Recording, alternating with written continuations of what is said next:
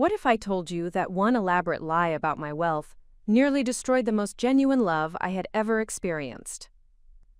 That my decision to test whether my boyfriend's humble family would accept or reject me for having money revealed truths about character, authenticity, and human nature that changed my perspective on relationships forever. Before we jump back in, tell us where you're tuning in from, and if this story touches you, make sure you're subscribed, because tomorrow I've saved something extra special for you. Sometimes the greatest mistakes begin with the purest intentions. Sometimes the desire to protect something precious leads us to actions that threaten to destroy it entirely.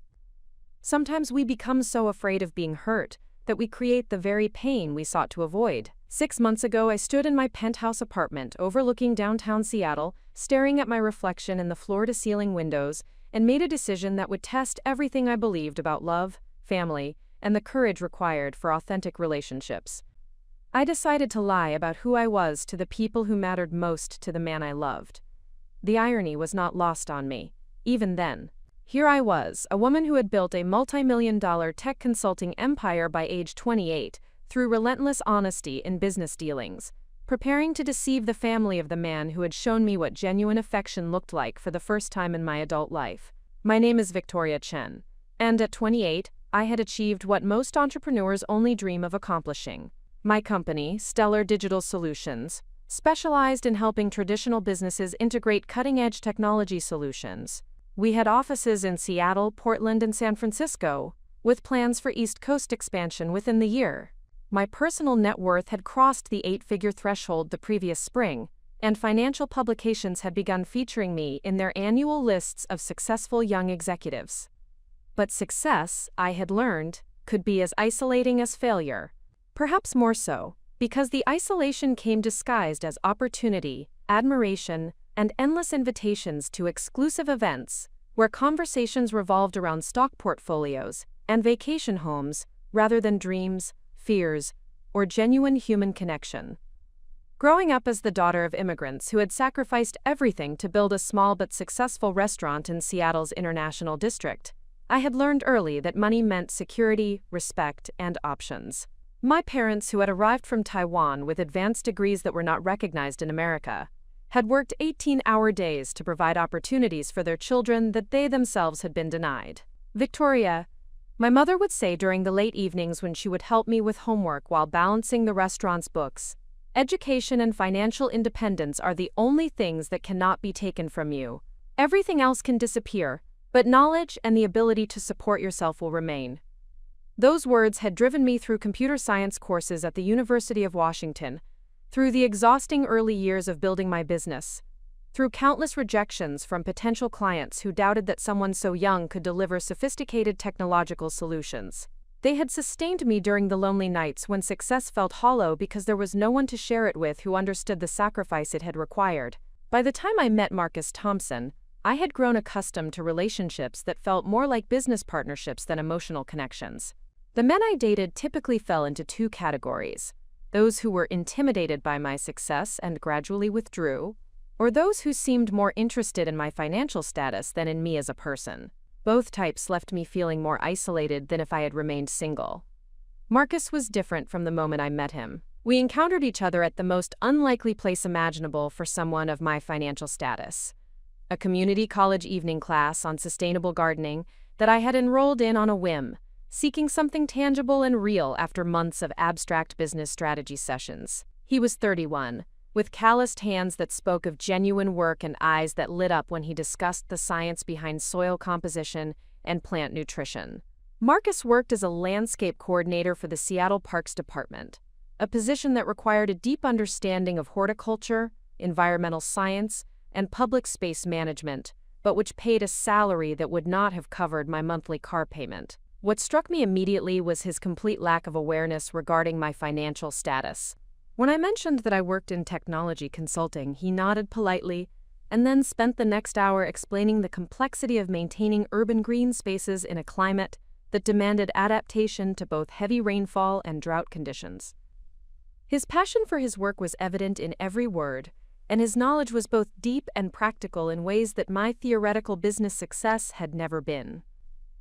For the first time in years, I found myself in conversation with someone who was not trying to impress me, compete with me, or gain something from me. Marcus asked questions about my interest in gardening, not to evaluate my potential usefulness to him, but because he genuinely enjoyed sharing knowledge with someone who seemed curious to learn.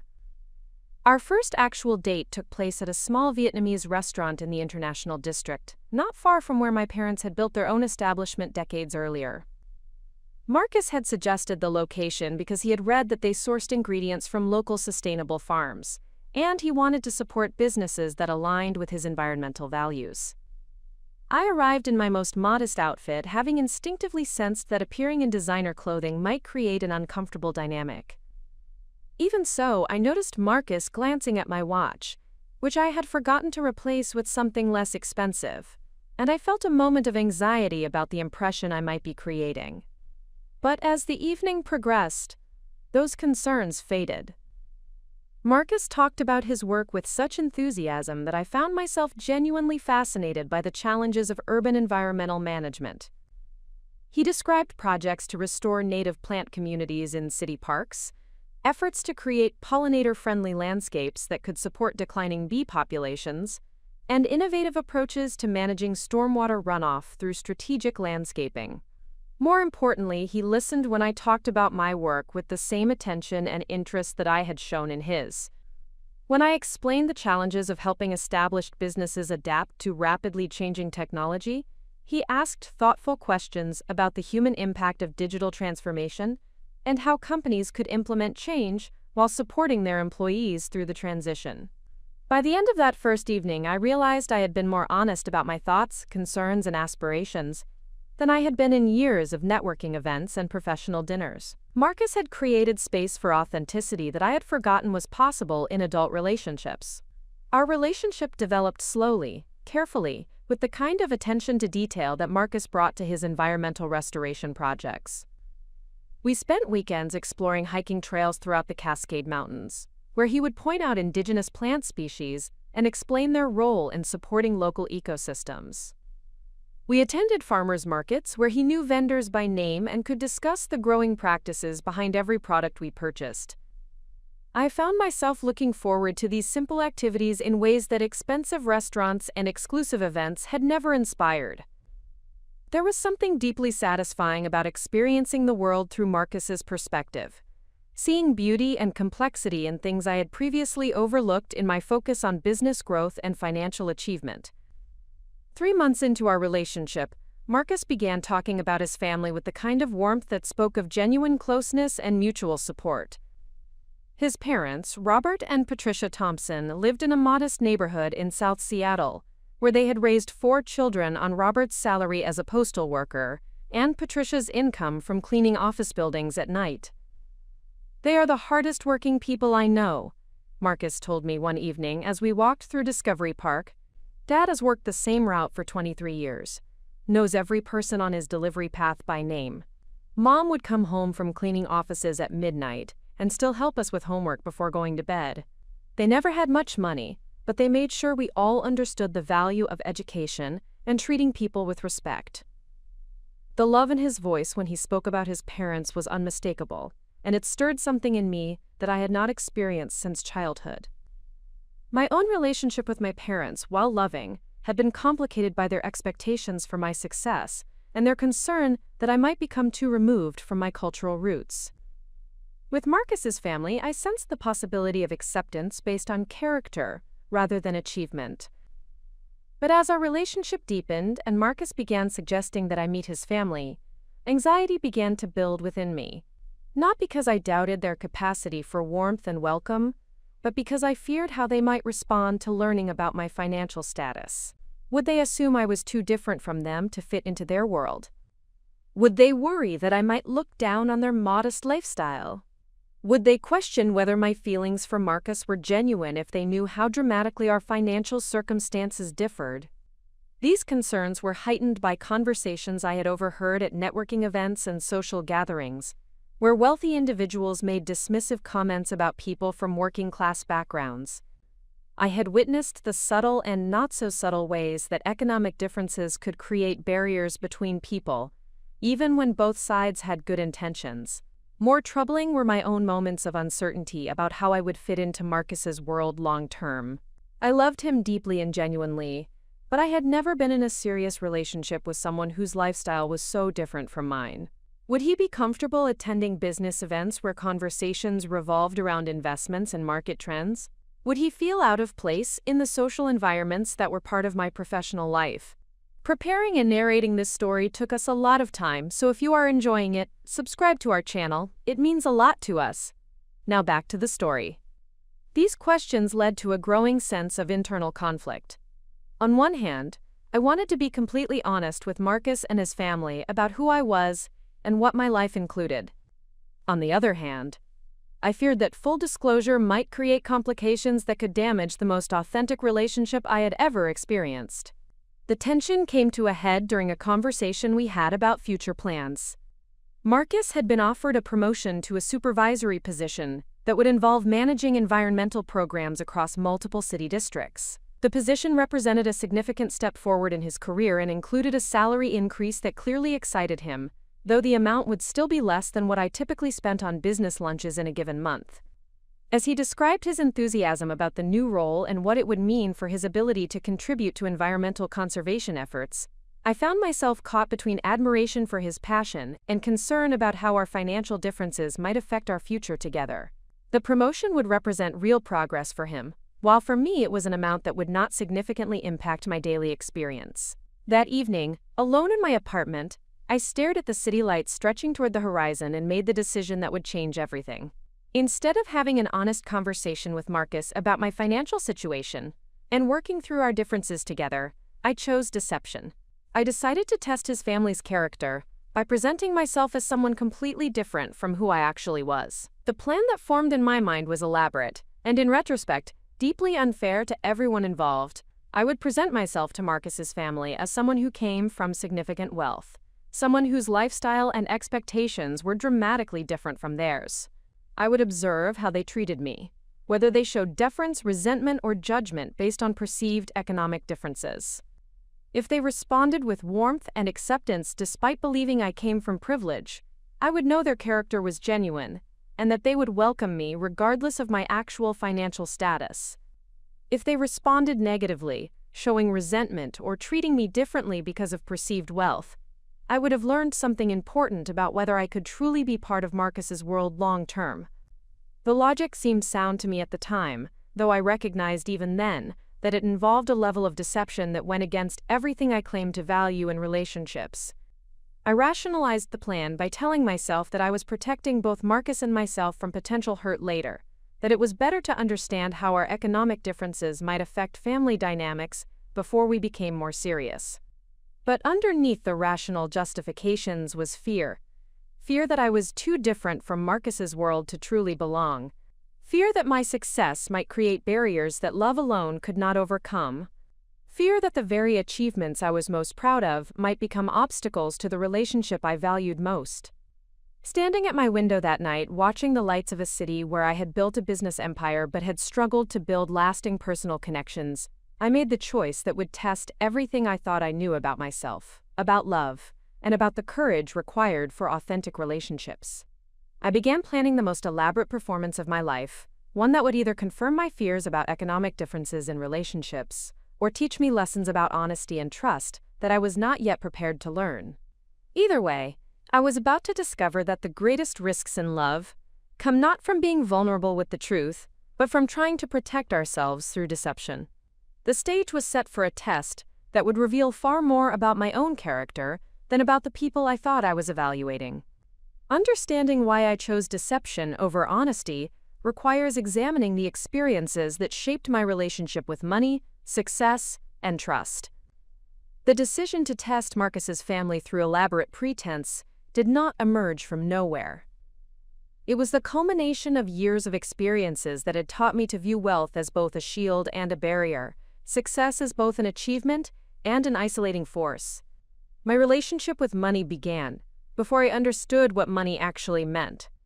Growing up in the cramped apartment above my parents' restaurant, Golden Dragon, in Seattle's International District, I witnessed the daily reality of immigrant entrepreneurship. Every morning at 5, my mother would descend the narrow stairs to begin preparing ingredients for the lunch rush. Every evening past midnight, my father would count the day's receipts at our kitchen table, his face reflecting the constant concern of someone whose livelihood depended on factors beyond his control.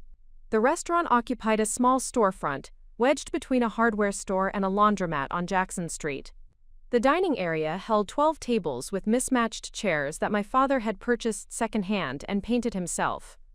The kitchen was so compact that only 2 people could work comfortably at the same time, yet somehow my parents managed to produce authentic Taiwanese cuisine that drew regular customers from across the city. Money conversations in our household carried weight that I would not fully understand until years later. When the walk-in cooler broke down during my 7th grade year, I watched my parents debate the repair cost for 3 days. The $700 required represented nearly a week of restaurant revenue, but without refrigeration they could not operate. They ultimately borrowed the money from my uncle, and I still remember the tension that filled our apartment until the loan was repaid 2 months later. Victoria, my mother told me during one of those late-night bookkeeping sessions, money is not about having expensive things. Money is about having choices. When you have money, you can choose to help your family instead of watching them struggle. You can choose to take opportunities instead of letting them pass by because you cannot afford them. These conversations shaped my understanding of financial security as something essential rather than luxurious. I learned to associate money with freedom, safety, and the ability to protect the people you love from uncertainty. This perspective would later influence every major decision I made about education, career, and relationships. During my childhood, I was acutely aware of economic differences between our family and others in ways that created both motivation and insecurity. Many of my classmates lived in houses with separate bedrooms, took family vacations, and received new clothes for each school year rather than carefully selected items from discount stores. These differences were not discussed openly, but they created an undercurrent of awareness about social hierarchy that influenced how I thought about belonging and acceptance. The summer before 8th grade, I was invited to spend a week at the beach house of my friend Jennifer, whose father worked as a software engineer at Microsoft. The house in Ocean Shores was larger than our entire restaurant and apartment combined. Jennifer's family had casual conversations about investment portfolios and college planning that assumed resources I knew my parents could not provide. During that week, I experienced both the pleasure of temporary affluence and the discomfort of feeling fundamentally out of place. Jennifer's parents were kind and welcoming, but they made casual references to experiences and expectations that highlighted how different our worlds were. When they discussed Jennifer's plans to attend summer camps and take SAT preparation courses, I remained quiet because such opportunities were not possibilities for my family. The experience taught me that economic differences affected more than purchasing power. They influenced assumptions about the future, access to opportunities, and even casual conversation topics. I returned home with increased appreciation for my parents, sacrifices, and determination to create a different reality for my own future. This determination intensified during high school when I witnessed the impact of the 2008 recession on small businesses throughout the International District. Several restaurants that had operated for decades were forced to close as customers reduced dining out and commercial rents remained high despite declining revenues. My parents managed to keep Golden Dragon operating, but the stress of those years left visible marks on both of them. I watched my mother's hair turn gray seemingly overnight during the months when customer traffic dropped by 40%. I saw my father's hands shake as he reviewed bills that exceeded daily revenue by margins that made sustainable operation impossible. Yet they continued working 18-hour days, adjusting recipes to use less expensive ingredients, personally delivering takeout orders to save on delivery costs. This is why education matters. My father told me during one particularly difficult evening when revenues had been insufficient to cover both rent and food costs. A business can fail because of circumstances you cannot control. Knowledge and skills cannot be taken away by economic conditions. These experiences reinforced my mother's earlier lessons about money representing choices and security. I became determined to build a life where financial stress would never threaten my ability to help my family or pursue opportunities that aligned with my values and interests. Throughout high school, I maintained perfect grades while working 20 hours per week at the restaurant to contribute to household expenses. I studied computer science through online courses during slow periods between serving customers and washing dishes. The combination of academic achievement and practical work experience created a foundation for understanding both theoretical concepts and real-world application. When I received a full scholarship to the University of Washington for computer science, the celebration at our restaurant lasted 3 days. Regular customers congratulated my parents with genuine warmth, understanding that my acceptance represented the culmination of years of family sacrifice and effort. Yet even during the celebration, I was aware that the scholarship covered tuition but not living expenses, textbooks, or the opportunity costs of not working full-time to help support my family. College presented new challenges related to economic differences and social belonging. The computer science program attracted students from diverse backgrounds, but many of my classmates came from families where higher education was expected rather than exceptional. They spoke casually about internships at family friends, companies, study abroad programs, and graduate school plans that assumed ongoing financial support from parents. I worked 30 hours per week throughout college, combining shifts at a campus computer lab with weekend work at the restaurant. This schedule left little time for social activities or networking events that might have created professional connections. While my classmates participated in hackathons and professional conferences, I was usually either studying or working to meet financial obligations. The intensity of this schedule created academic success, but social isolation. I graduated summa cum laude with job offers from 3 major technology companies, but I had formed few lasting friendships and had never dated seriously. The combination of academic achievement and social inexperience would influence my approach to relationships for years afterward. My first position as a software engineer at a mid-sized consulting firm provided my introduction to professional environments where economic backgrounds varied dramatically. Some colleagues came from families where professional success was assumed, where parents had attended the same universities and worked in similar industries. Others, like myself, were first-generation college graduates navigating professional expectations without family guidance about corporate culture. During my second year at the firm, I was invited to a colleague's wedding in Napa Valley. The ceremony took place at a vineyard that the bride's family had rented for the weekend, with accommodations for guests at nearby luxury resorts. The casual elegance of the event and the effortless way that attendees navigated expensive wine tastings and multiple clothing changes highlighted differences in cultural capital that extended beyond simple income disparities. I enjoyed the celebration, but I also felt acutely aware of performing behaviors and making conversation that did not come naturally to me. When other guests discussed their own wedding plans or family traditions, I had little to contribute beyond polite questions. The experience reinforced lessons about how economic background influenced social comfort in ways that professional success alone could not immediately overcome. These experiences shaped my approach to building my own company several years later. When I founded Stellar Digital Solutions, I was determined to create financial security that would provide choices and protect against the uncertainties that had created stress throughout my childhood. I also wanted to prove that someone from my background could succeed in industries dominated by people from more privileged circumstances. The early years of building the business required sacrifices similar to those my parents had made with the restaurant.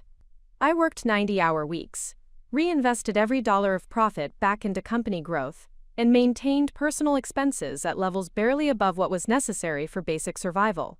The difference was that my sacrifices were investments in building long-term wealth, rather than daily efforts to maintain basic stability. Success came gradually, then rapidly. Within 3 years, Stellar Digital Solutions had grown from a one-person consulting practice to a team of 15 employees serving clients throughout the Pacific Northwest. Within 5 years, we had expanded to 3 cities and were generating annual revenues that exceeded my parents' lifetime earnings from the restaurant. Financial success brought benefits I had anticipated and challenges I had not expected. I could finally help my parents retire comfortably, purchase a home in a neighborhood where they felt safe and welcome, and contribute to community organizations that supported immigrant families. The security I had sought throughout my childhood was finally achieved, Yet wealth also created new forms of isolation. As my net worth increased, I found that casual conversations about money became complicated. When friends discussed financial concerns about rent increases or car repairs, I could offer help but could not genuinely relate to the stress these situations created. When colleagues complained about salary levels or work demands, I had to be careful not to reveal that such amounts represented small fractions of my monthly income. Dating became particularly complex as my financial status became more apparent. Men who learned about my company's success often responded in one of two ways that felt equally problematic. Some became competitive, emphasizing their own achievements or dismissing mine as exceptional rather than earned. Others became deferential in ways that suggested they viewed me more as a financial opportunity than as a person they wanted to know authentically.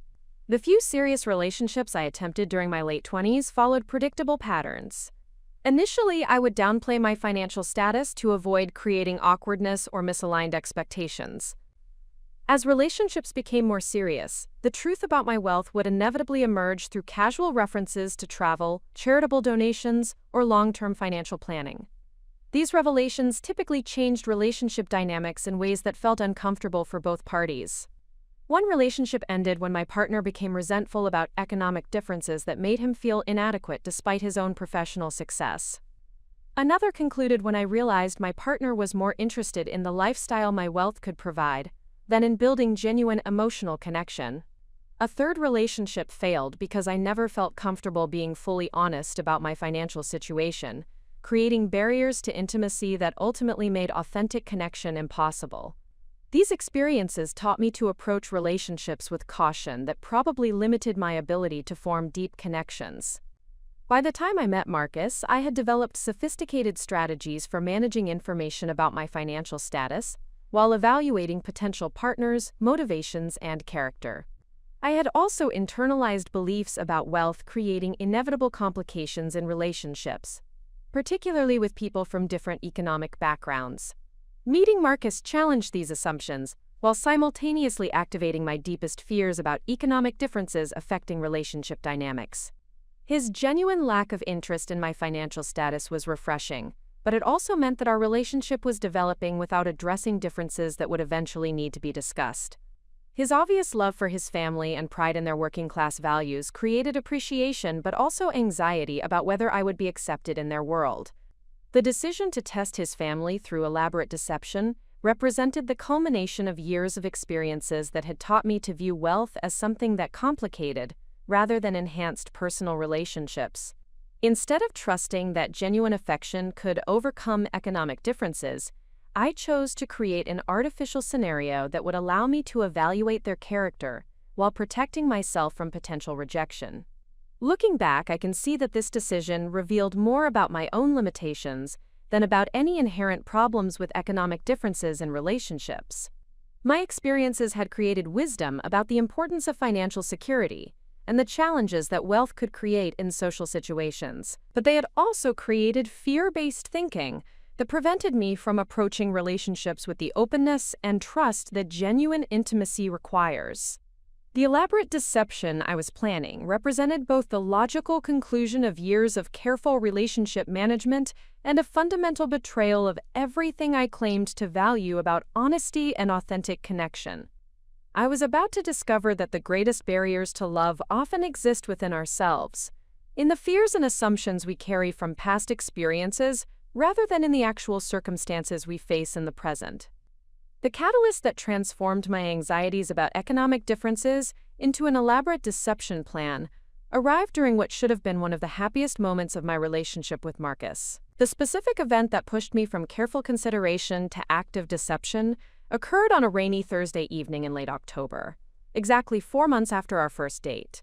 Marcus had invited me to dinner at his apartment for the first time, promising to cook his grandmother's recipe for braised short ribs with root vegetables.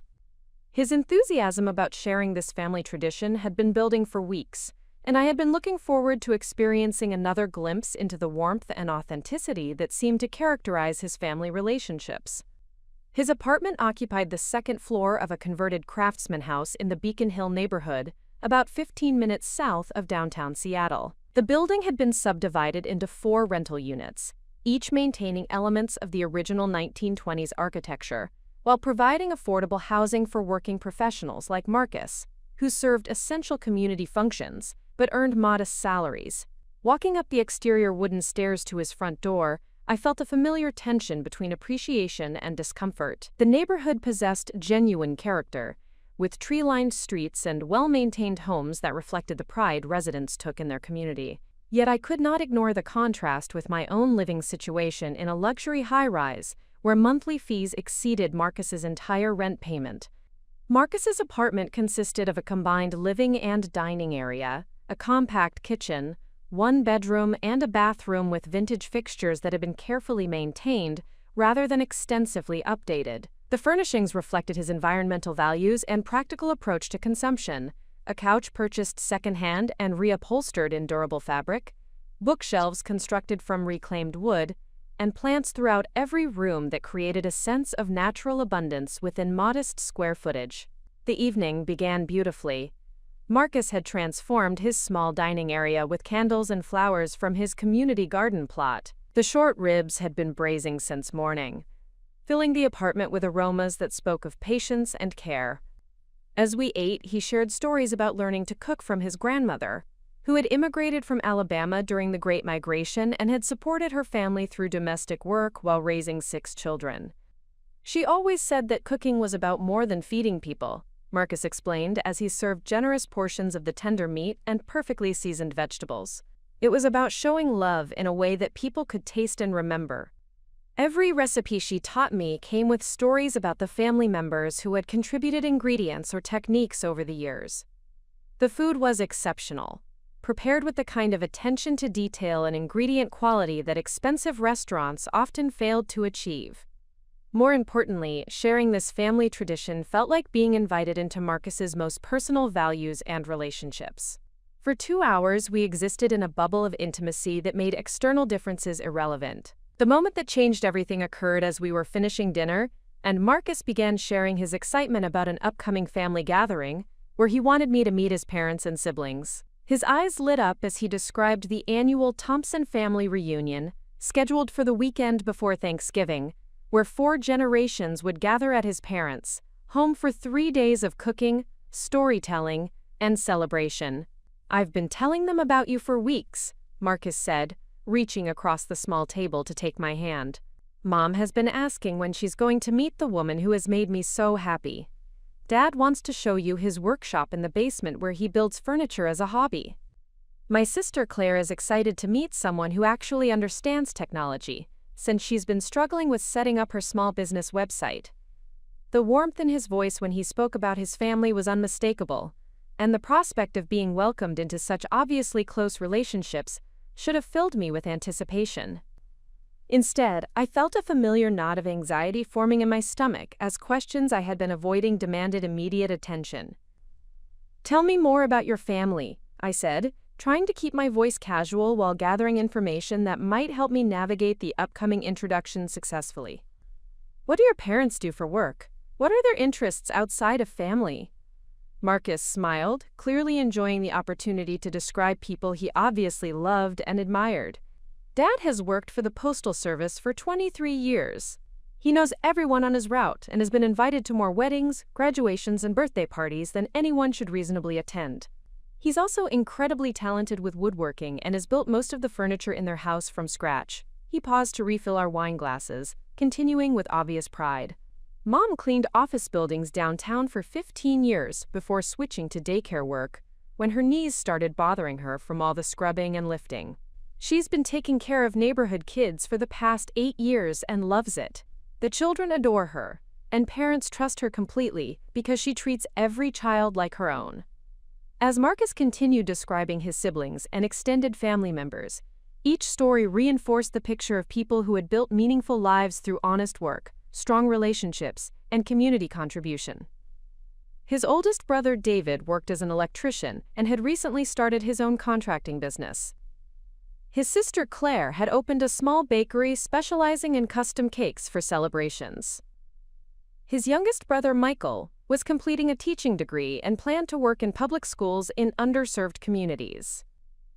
The love and respect Marcus felt for his family were evident in every story, and their values clearly aligned with his own commitment to environmental stewardship and community service.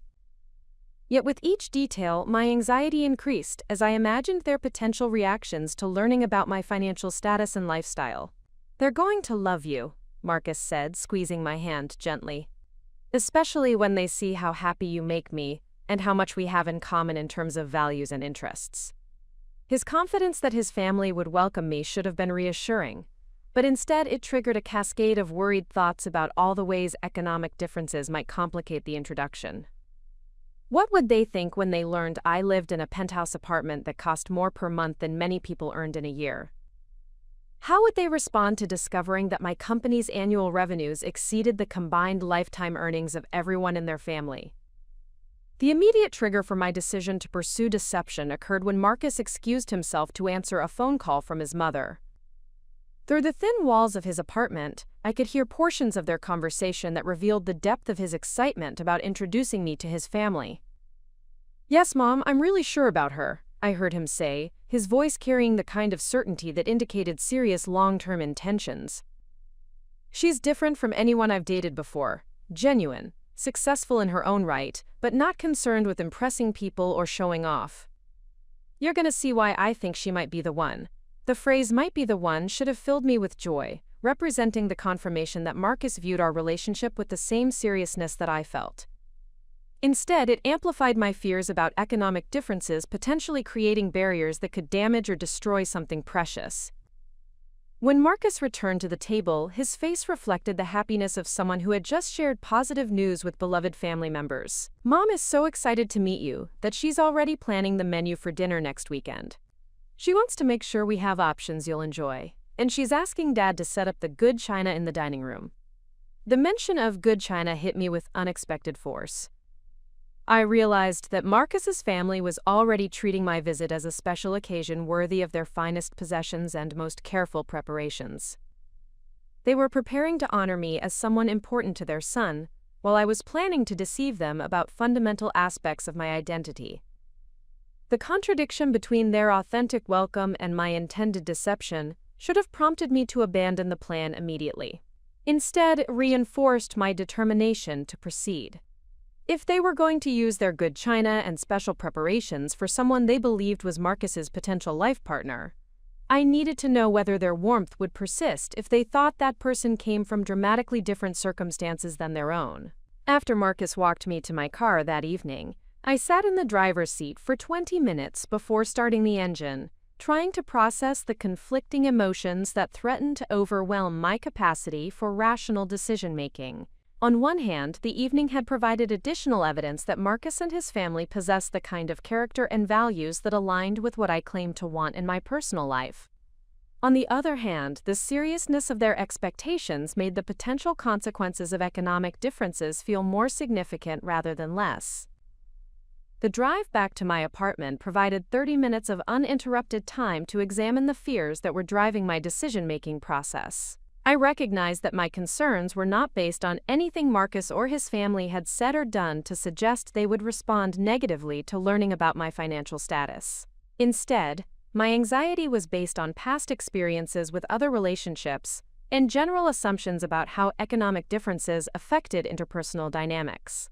Yet, recognizing the irrational nature of my fears did not diminish their emotional impact. By the time I reached my building, I had convinced myself that proceeding with deception was not only justified but necessary for protecting both Marcus and myself from potential pain later. The specific plan that emerged during the following week was more elaborate than anything I had attempted in previous relationships. Rather than simply hiding my wealth, I would actively present myself as someone from a background of significant privilege who had never experienced financial constraints or uncertainty. I would observe how Marcus's family responded to someone they perceived as fundamentally different from their own experiences and values. The logistics of creating this false persona required careful attention to details that would support the deception without creating obvious inconsistencies. I researched exclusive private schools and universities that someone from wealthy families might have attended. I developed stories about family vacations to expensive destinations and casual references to activities like sailing and equestrian sports that required significant financial resources. More challenging was developing a believable explanation for how someone from extreme privilege had ended up in a relationship with Marcus.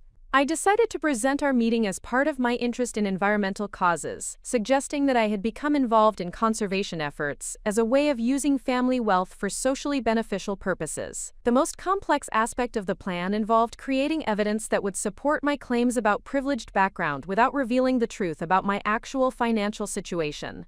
I purchased expensive clothing and accessories that aligned with old money aesthetics rather than the contemporary luxury brands that might suggest new wealth from business success. I researched cultural references and social conventions associated with generational wealth to ensure my performance would be convincing. Throughout this preparation process, I experienced moments of doubt about the wisdom and morality of my chosen approach. The elaborate nature of the deception required a level of dishonesty that contradicted everything I claimed to value in relationships. More troubling was the realization that I was planning to evaluate people who had shown me nothing but kindness and welcome based on their responses to artificial circumstances I was creating. Yet each time I considered abandoning the plan and simply being honest about my background, anxiety about potential complications would resurface with enough intensity to reinforce my determination to proceed. I convinced myself that temporary deception was preferable to permanent uncertainty about whether Marcus's family would truly accept someone whose lifestyle and experiences were fundamentally different from their own. The final catalyst that eliminated any remaining hesitation occurred during a casual conversation Marcus and I had about wealth inequality and its impact on community relationships. We were discussing a news article about housing costs affecting working-class families when Marcus made comments that revealed his assumptions about wealthy individuals that increased my concerns about how his family might respond to my actual situation. The problem is that people with serious money often lose touch with what regular life is actually like, Marcus observed as we walked through his neighborhood. They start making decisions based on theoretical ideas rather than understanding how economic changes affect actual families and communities. His comments were not directed at me personally, since he remained unaware of my financial status, but they reflected attitudes about wealth that suggested potential judgment about people from privileged backgrounds. Rather than engaging in honest conversation about economic differences and their impact on relationships, I interpreted his words as confirmation that deception was necessary to avoid immediate rejection. The irony of my reasoning was not lost on me even then.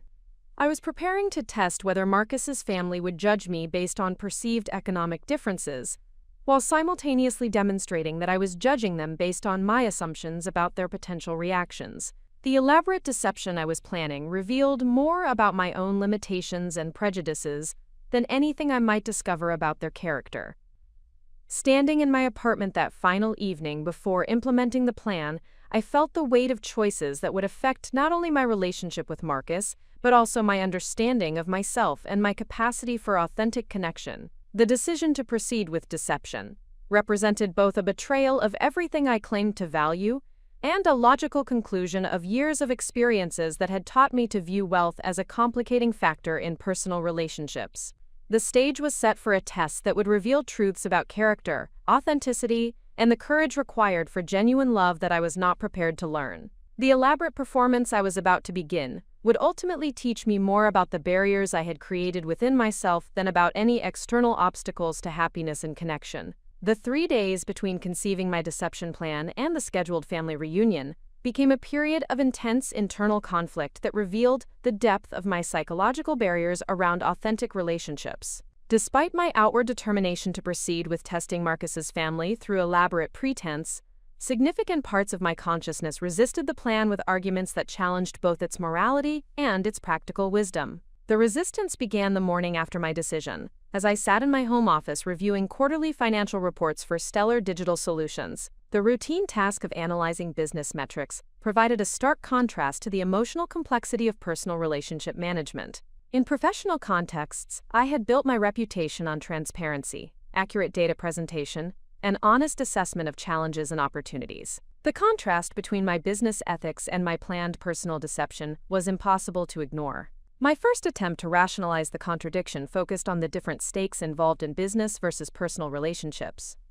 In business, deception created legal liability and damaged professional reputation in measurable ways. In personal relationships, I convinced myself protecting emotional well-being justified temporary dishonesty if it prevented greater pain later. Yet this rationalization felt hollow, even as I constructed it. The success of Stellar Digital Solutions had been built on the principle that honest assessment of problems led to more effective solutions than avoiding difficult conversations. Clients trusted my company precisely because we provided accurate information, even when it revealed uncomfortable truths about their operations or market positions. Applying this same principle to my relationship with Marcus suggested that honest conversation about economic differences would produce better outcomes than elaborate deception designed to avoid potential discomfort. If Marcus and his family were the genuine people they appeared to be, they deserved the opportunity to respond to truth, rather than artificial scenarios I was creating. The second wave of resistance emerged during a phone conversation with my business partner David Kim, who had joined Stellar Digital Solutions during our second year of operation. David had become both a trusted colleague and one of my closest friends, someone who understood the challenges of building a business while maintaining personal relationships. During our discussion of upcoming client presentations, David made casual reference to his own family's reaction when they learned about the company's financial success. "My parents were so proud when they understood what we had built," he mentioned. "But they were also worried that success might change who I was fundamentally. It took time for them to see that having money meant I could be more generous and helpful, not that I would become disconnected from our family values." David's experience provided a direct counterpoint to my assumptions about how working-class families responded to wealth. His parents, who had operated a small grocery store in Koreatown for 20 years, had initially expressed concerns about whether financial success would affect his character and priorities. However, their concerns had been addressed through ongoing demonstration of unchanged values, rather than through deception about his circumstances. The key was showing them that success amplified who I already was, rather than transforming me into someone different, David continued. When they saw me using resources to help extend family members and contribute to community organizations they cared about, they understood that money was a tool rather than an identity. This perspective challenged my assumption that economic differences necessarily created insurmountable barriers in family relationships. David's experience suggested that authentic demonstration of character over time was more effective than artificial tests designed to evaluate other people's responses to perceived differences. The third source of resistance came from memories of my grandmother, who had died during my sophomore year of college but whose influence continued to shape my approach to difficult decisions. My grandmother had immigrated from Taiwan as a young woman, leaving behind family and familiar culture to build a new life in a country where she initially spoke minimal English and understood few social conventions. During my childhood, my grandmother had shared stories about the challenges of navigating cultural differences while maintaining authentic relationships. The most difficult part, she had told me during one of our evening conversations, was learning to trust that good people would accept me as I was, rather than trying to become someone different to avoid potential rejection. Her wisdom had been tested repeatedly during her early years in America, when language barriers and cultural unfamiliarity created genuine obstacles to forming connections with neighbors and colleagues. Rather than pretending to be someone she was not, she had chosen patient authenticity, allowing relationships to develop gradually as people had opportunities to understand her character and values. Pretending to be different from who you are requires constant energy and creates constant anxiety, she had explained. True friendship develops when people know who you really are and choose to care about you anyway. Friendship based on false presentation cannot survive because you can never stop performing the role you have created. These memories provided clear guidance that contradicted my planned approach with Marcus's family.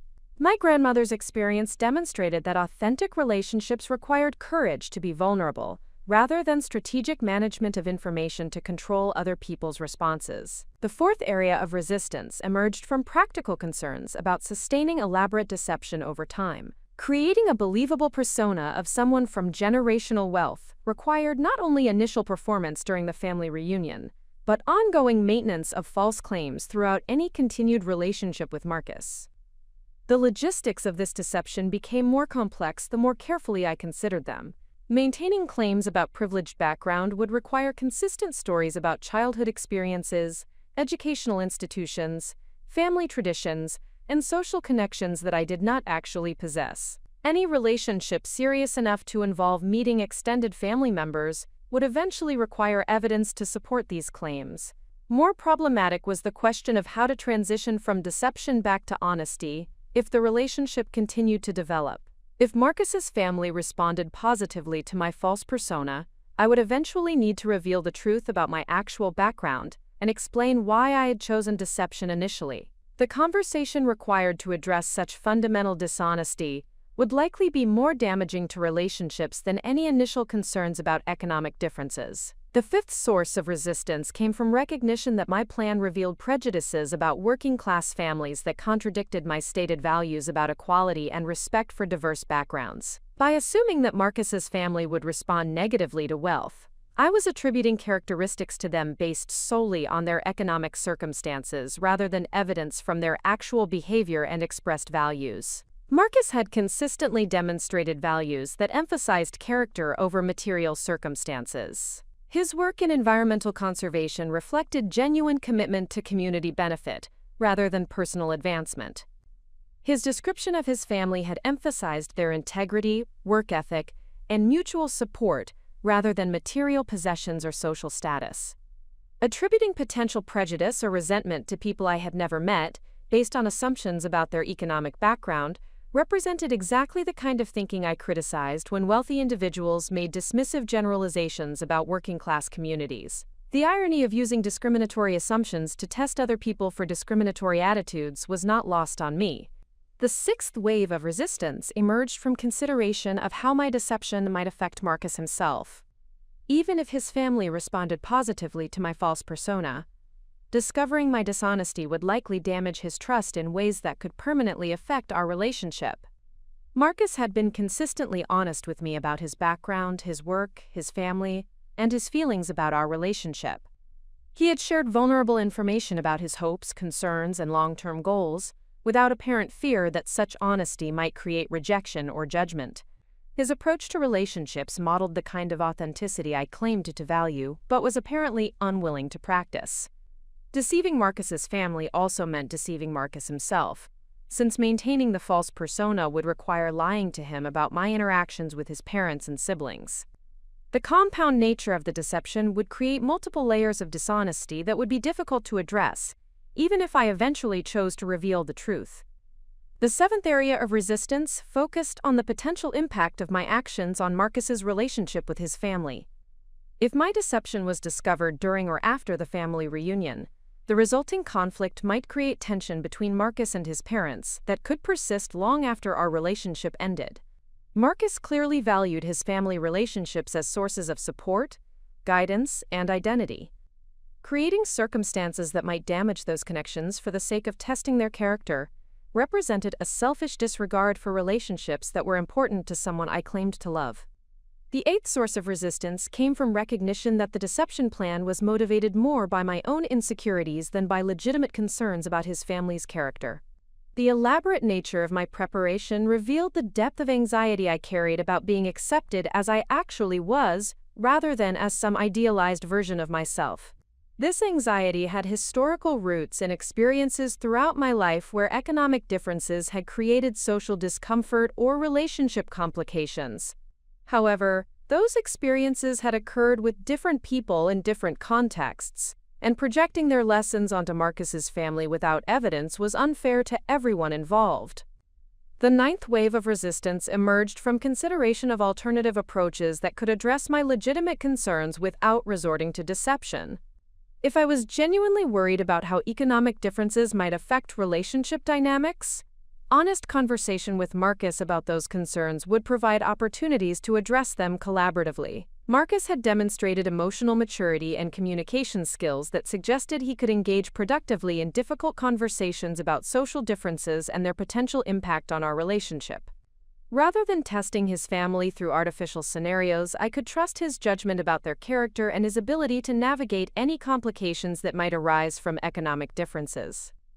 The 10th and most powerful source of resistance came from recognition that proceeding with deception would represent fundamental betrayal of personal values I had developed through years of building authentic business relationships and community connections. Throughout my professional career, I had prioritized integrity as essential to sustainable success.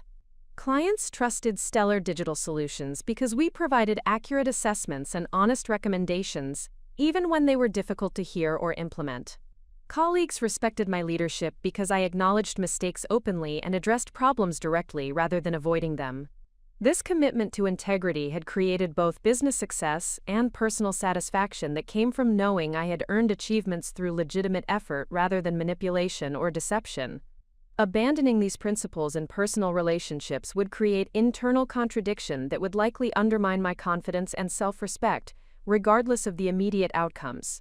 Despite these multiple sources of resistance, the emotional power of fear continued to drive me toward implementation of the deception plan.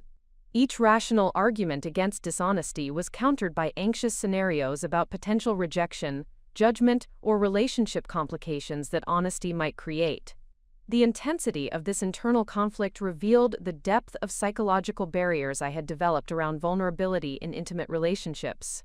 Years of experiences where wealth had complicated social dynamics had created protective strategies that prioritized emotional safety over authentic connection. Yet the very strength of my resistance to the deception plan provided evidence that some part of my consciousness recognized its fundamental flaws. The extensive rationalization required to justify dishonesty suggested that the plan contradicted deeper wisdom about what created sustainable happiness and meaningful relationships. Standing at the crossroads between authenticity and deception, I faced choices that would reveal not only my capacity for genuine love, but also my willingness to trust that others possessed the same capacity for acceptance and understanding that I hoped to find in intimate relationships. The moment of final decision arrived on Friday evening, exactly 18 hours before I was scheduled to meet Marcus's family at their annual reunion. Despite days of internal conflict and mounting evidence that deception was both morally wrong and practically unwise, I found myself standing in my walk-in closet, carefully selecting clothing and accessories that would support the elaborate persona I had constructed. The transformation from uncertainty to commitment did not occur through a single dramatic realization, but rather through a series of seemingly minor events that gradually overwhelmed my rational resistance with emotional urgency. Each incident reinforced my fears about economic differences while simultaneously making retreat from the deception plan feel increasingly impossible. The first decisive factor emerged during a casual phone conversation with Marcus on Thursday evening. He had called to share his excitement about introducing me to his extended family and to provide additional details about the weekend's activities. His enthusiasm was infectious and genuine, reflecting the deep affection he felt for his relatives and his confidence that I would appreciate their warmth and character. "My Aunt Sarah's driving up from Portland with my cousins," Marcus explained, his voice carrying the anticipation of someone looking forward to a favorite annual tradition. "She's the one who taught me to identify native plants during our camping trips when I was young. Uncle James will probably challenge you to a game of chess after dinner on Saturday, assuming you play. He's convinced he's unbeatable, but I've seen you strategize, so I think you might surprise him." The casual assumption that I would naturally fit into these family interactions should have been reassuring, demonstrating his confidence in both my character and his family's welcoming nature. Instead, each detail heightened my anxiety about potential moments when economic differences might become apparent and create awkwardness or judgment. "What should I bring as a hostess gift?" I asked, attempting to gather information that might help me navigate appropriate gestures without revealing my financial circumstances. "Mom would love flowers from Pike Place Market," Marcus replied without hesitation. "She always talks about how much she enjoys fresh arrangements, but she rarely splurges on them for herself. Or maybe some of that artisanal honey we saw at the farmer's market last weekend. She mentioned wanting to try it in her tea." The suggestion of flowers or honey as appropriate gifts provided another data point about his family's expectations and lifestyle. These were thoughtful, personal presents that demonstrated attention to individual preferences rather than expensive items chosen to impress through cost alone. Yet even this information increased my anxiety about maintaining consistent behavior that aligned with the wealthy persona I was planning to present. The second decisive factor occurred during an unexpected encounter at my office building on Thursday afternoon. While waiting for the elevator in the lobby, I was approached by Amanda Richardson, the wife of one of Seattle's most prominent real estate developers.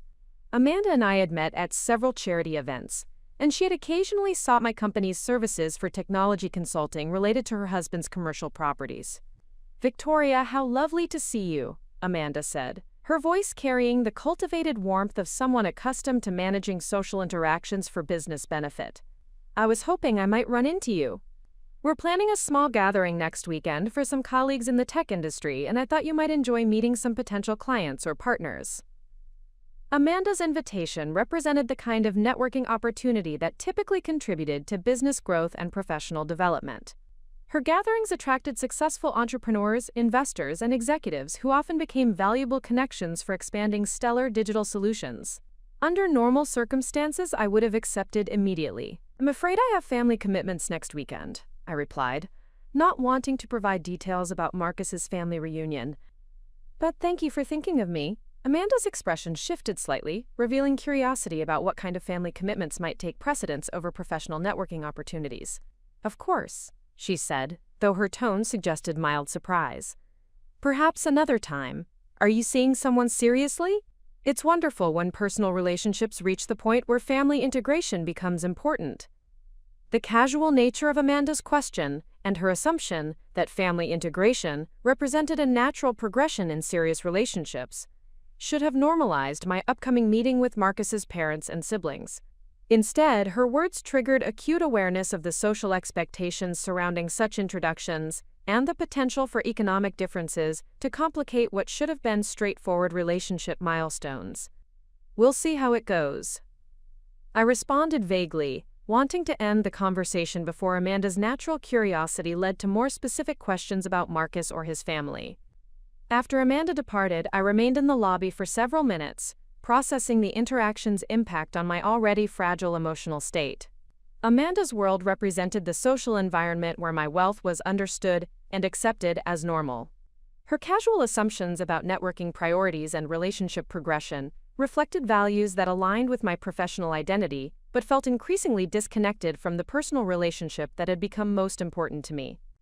The third decisive factor emerged during my evening routine as I attempted to select appropriate reading material for the quiet moments I expected during the family reunion weekend. My personal library contained an eclectic mixture of business books, technology publications, literary fiction, and environmental science texts that reflected both my professional interests and my genuine curiosity about Marcus's field of expertise. As I considered which books might generate interesting conversation with Marcus's family without revealing details about my financial status, I realized how extensively my wealth influenced even casual aspects of my daily life. My book collection included first editions and signed copies that reflected disposable income rather than mere intellectual interest. My magazine subscriptions ranged from business publications that cost hundreds of dollars annually to specialized journals that were typically available only through professional associations. Even my approach to reading had been shaped by financial freedom that allowed me to purchase books immediately upon publication, rather than waiting for library availability or seeking less expensive alternatives. The extent to which economic privilege had influenced my cultural consumption patterns became apparent only when I attempted to identify materials that would not reveal my circumstances. The fourth decisive factor occurred during a Friday morning video conference with one of my largest clients, Harrison Manufacturing, regarding a comprehensive technology integration project that would generate significant revenue for Stellar Digital Solutions. The meeting proceeded smoothly, with client representatives expressing satisfaction with our preliminary recommendations and eagerness to proceed with implementation. During the discussion of project timelines, the client's chief operating officer made casual reference to the significant investment they were making in our services. "This represents one of our largest technology expenditures in the past 5 years," he noted. "But we're confident that Victoria's team will deliver results that justify the cost." The comment reminded me that my professional success had created financial independence that extended far beyond my personal needs or desires. The revenue from this single project would exceed Marcus's annual salary by a substantial margin, highlighting economic differences that seemed increasingly difficult to address through honest conversation. Following the client meeting, I attempted to focus on routine administrative tasks, but found myself repeatedly distracted by calculations about the disparity between my business income and Marcus's public sector salary. The numerical comparison felt abstract until I considered practical implications for shared expenses, travel plans, housing decisions, and long-term financial planning.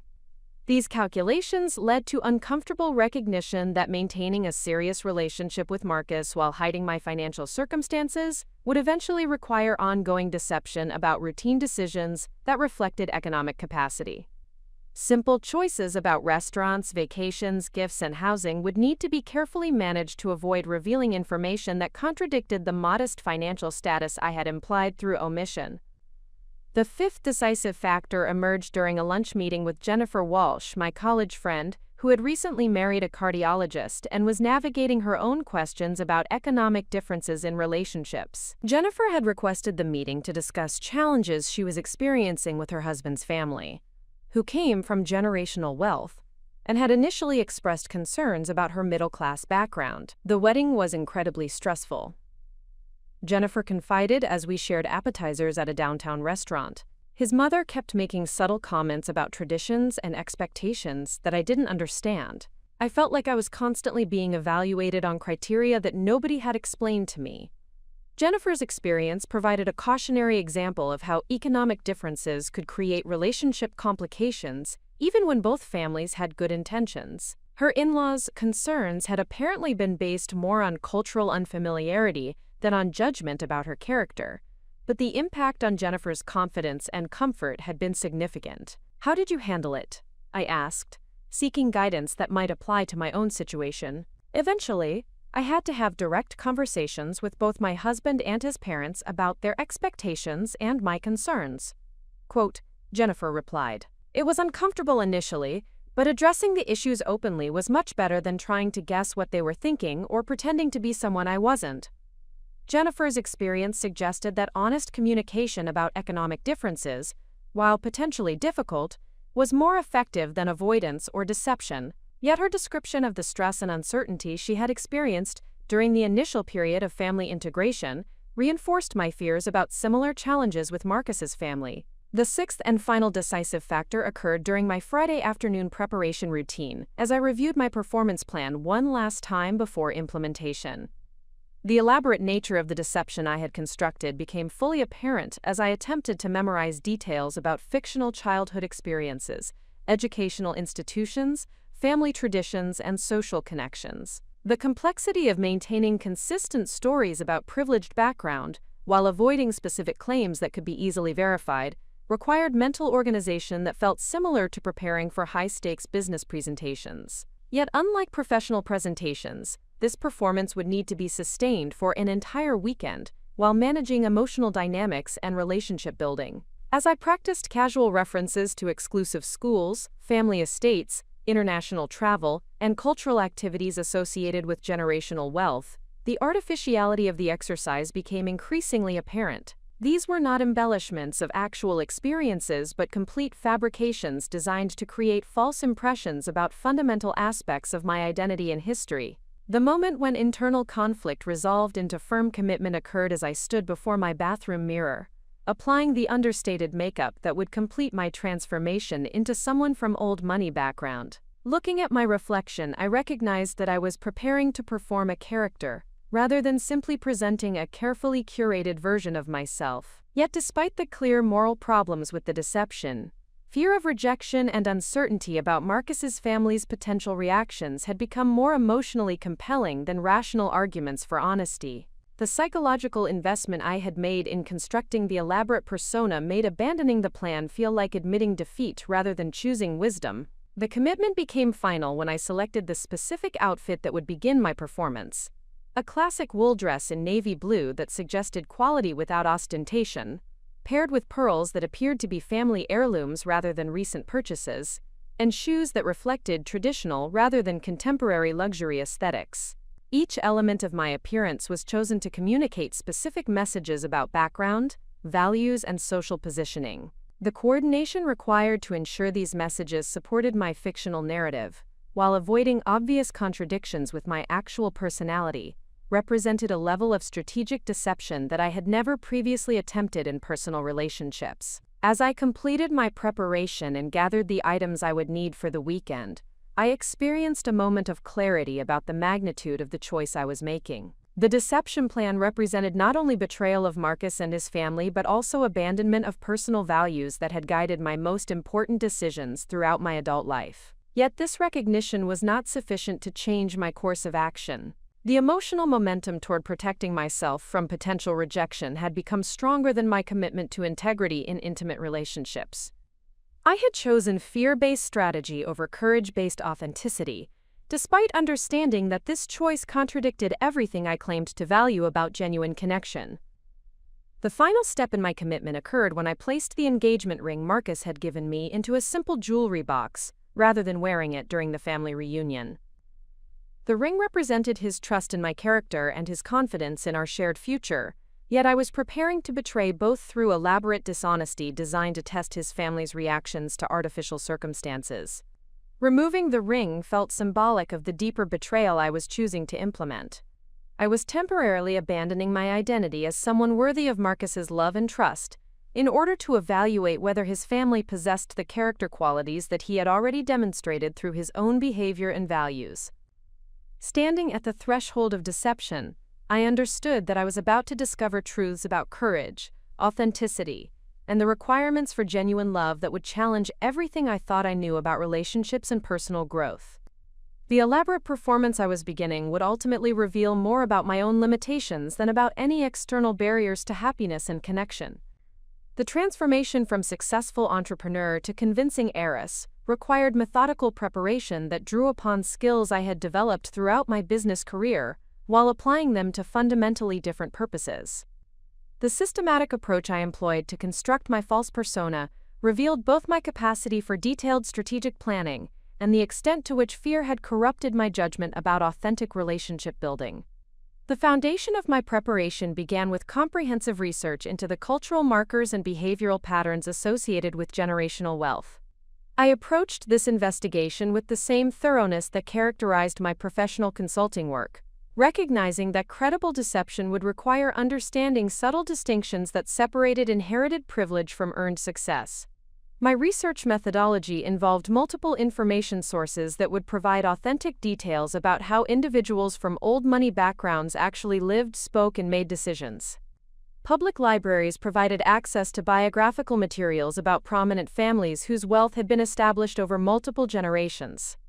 Historical societies maintained archives that documented the educational institutions, social organizations, and cultural traditions associated with inherited privilege. Online resources offered contemporary perspectives on how generational wealth influenced lifestyle choices, consumer preferences, and social interactions.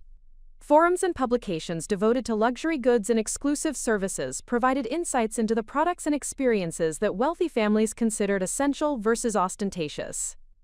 The most valuable research component involved careful observation of individuals I encountered through business networking who came from established wealthy families. During charity events, industry conferences, and social gatherings, I studied their communication patterns, clothing choices, behavioral norms, and casual references to experiences that reflected their backgrounds. These observations revealed important distinctions between new wealth and established privilege that would be crucial for creating a convincing performance. Individuals from generational wealth typically displayed understated elegance rather than obvious luxury, possessed extensive knowledge about cultural institutions and social traditions, and made casual references to experiences that assumed significant financial resources without explicitly discussing money. The educational component of my preparation focused on developing familiarity with elite institutions and cultural experiences that someone from my fictional background would naturally possess. I researched prestigious private schools and universities, studying their traditions, notable alumni, and distinctive characteristics that would allow me to make convincing references during casual conversation. Art museums, classical music venues, and exclusive clubs provided opportunities to develop superficial familiarity with cultural activities that wealthy families typically supported. I attended gallery openings, symphony performances, and lectures at cultural institutions, not for genuine enjoyment, but but to acquire conversational knowledge that would support my deception. Travel destinations favored by wealthy families required similar research. I studied resort areas, international destinations, and recreational activities that reflected privilege without appearing gauche or newly wealthy. The goal was developing enough knowledge to participate in conversations about these experiences, while avoiding specific claims that could be easily challenged or verified. The linguistic preparation involved modifying my speech patterns to reflect the subtle verbal markers associated with elite education and social positioning. This required studying recordings of interviews with individuals from established wealthy families, noting their vocabulary choices, pronunciation patterns, and conversational styles. The modifications were subtle rather than dramatic, focusing on eliminating casual expressions that might suggest middle-class origins, while incorporating phrases and references that implied privileged education and social exposure. The challenge was making these changes appear natural rather than performed, requiring extensive practice to ensure they became automatic responses rather than conscious choices. Behavioral preparation focused on developing the understated confidence and casual entitlement that characterized individuals who had never experienced financial constraints or social uncertainty. This involved practicing posture, gesture patterns, and interpersonal dynamics that reflected assumptions about personal worth and social position that came from inherited privilege. The most challenging aspect of behavioral modification involved developing the particular combination of graciousness and subtle superiority that characterized individuals who had been raised to view themselves as naturally deserving of deference and accommodation. This required suppressing my natural egalitarian instincts while adopting mannerisms that suggested inherent social advantage. Physical preparation required assembling a wardrobe that would support my fictional background without creating obvious inconsistencies with my actual lifestyle and preferences. This involved extensive research into clothing brands, styles, and accessories that suggested old money aesthetics rather than contemporary luxury or business success. The wardrobe selections needed to appear effortless and inherited, rather than carefully curated for specific impression management.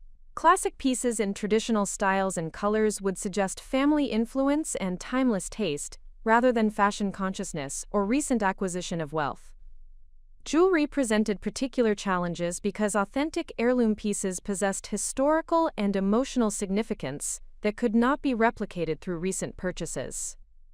I selected vintage items that appeared to have family provenance while avoiding obvious contemporary luxury brands that might contradict my fictional narrative.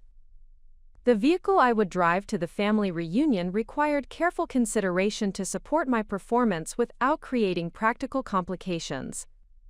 My actual car, a high-end but understated sedan appropriate for business use, would need to be replaced with something that suggested inherited wealth rather than professional success. I arranged to borrow a vintage luxury vehicle from a classic car rental service that specialized in providing period-appropriate automobiles for film productions and special events. The car I selected was elegant but not ostentatious, reflecting the kind of vehicle that might have been passed down through family generations. Documentation preparation involved creating supporting materials that would reinforce my fictional background if specific questions arose during the family reunion weekend. This included developing plausible stories about family estates, business interests, and social connections that could be discussed casually without requiring detailed verification. The challenge was creating enough detail to support natural conversation, while avoiding specific claims that could be easily investigated or contradicted. The stories needed to be memorable enough for me to recall consistently while remaining vague enough to avoid obvious fabrication. Photography played a crucial role in supporting the deception, as family photos and personal images provide important evidence about background and experiences. I assembled a collection of images that could suggest privileged childhood experiences, family gatherings at exclusive locations, and participation in activities associated with wealth. These images were carefully selected and edited to include me while maintaining plausible explanations for their existence and context. The goal was creating visual evidence that would reinforce verbal claims about my background without requiring elaborate explanations about specific details or circumstances. Social media preparation required modifying my online presence to support the fictional persona, while avoiding obvious inconsistencies with my actual business activities and professional relationships. This involved temporarily adjusting privacy settings on platforms where my real background was most apparent, while creating subtle modifications to publicly visible content. The modifications were designed to emphasize aspects of my lifestyle that might suggest inherited privilege, while de-emphasizing elements that clearly indicated self-made business success. This required careful balancing to maintain professional credibility while supporting personal deception. Gift preparation involved selecting items to bring to the family reunion that would demonstrate thoughtfulness while reflecting the spending patterns and cultural preferences associated with my fictional background. The gifts needed to be generous enough to suggest financial resources while remaining appropriate for the occasion and recipients. I selected artisanal items from exclusive local producers that would demonstrate knowledge of quality goods while supporting the impression that cost was not a significant consideration in my gift-giving decisions. The choices needed to appear effortless and natural rather than calculated to create specific impressions. Conversation preparation required developing extensive familiarity with topics, activities, and experiences that would naturally arise during extended family gatherings, while ensuring my responses would consistently support the fictional persona I was creating. This involved studying current events, cultural developments, and social issues from perspectives that reflected privileged backgrounds and elite education. I needed to be prepared for discussions about politics, economics, social policy, and cultural matters, while maintaining viewpoints and knowledge that suggested my fictional upbringing. Practice sessions involved rehearsing potential conversation scenarios, testing my ability to maintain consistent character responses while managing the emotional demands of extended deception. These rehearsals revealed areas where my performance felt artificial or inconsistent, allowing me to refine specific aspects of the persona. The rehearsals also helped identify potential triggers or topics that might cause me to break character inadvertently. By anticipating challenging conversational moments, I could develop strategies for maintaining the deception while redirecting discussion towards safer territory. Technical preparation involved ensuring that any technology I would use during the reunion weekend would support rather than contradict my fictional background. This included modifying device settings, adjusting application preferences, and preparing explanations for any digital evidence that might reveal inconsistencies. The goal was ensuring that casual interactions with my phone, computer, or other devices would not inadvertently provide information that contradicted the persona I was maintaining. This required attention to contact lists, recent communications, application usage, and stored information that might be visible during normal device operation. Financial preparation involved ensuring I had access to payment methods and documentation that would support my fictional background, while allowing me to manage actual expenses during the reunion weekend. This required careful coordination between maintaining the deception and handling practical financial obligations. The preparation also involved developing explanations for any financial interactions that might occur during the weekend, ensuring that my responses to questions about expenses, contributions, or financial planning would consistently reflect the privileged perspective I was portraying. Psychological preparation represented the most challenging aspect of the entire process, requiring development of mental strategies that would allow me to maintain complex deception while managing the emotional stress of extended dishonesty with people I hoped would become important relationships. This involved developing compartmentalization techniques that would allow me to suppress guilt and anxiety about the deception while maintaining natural warmth and engagement with Marcus's family members. The psychological preparation required balancing emotional protection with authentic connection in ways that felt increasingly contradictory. Emergency preparation involved developing contingency plans for potential situations where the deception might be challenged, discovered, or become unsustainable. These scenarios required careful consideration of how to manage revelation while minimizing damage to relationships and personal integrity. The contingency planning revealed the fundamental instability of the entire deception strategy, while simultaneously making abandonment of the plan feel increasingly impossible due to the extensive preparation already invested. The complexity of the emergency plans highlighted the wisdom of choosing honesty over elaborate dishonesty. As the reunion weekend approached, the extensive preparation had created a fictional persona that felt both convincing and completely artificial. The person I was preparing to portray possessed characteristics and experiences that were fundamentally different from my actual identity, requiring constant performance rather than authentic self-expression.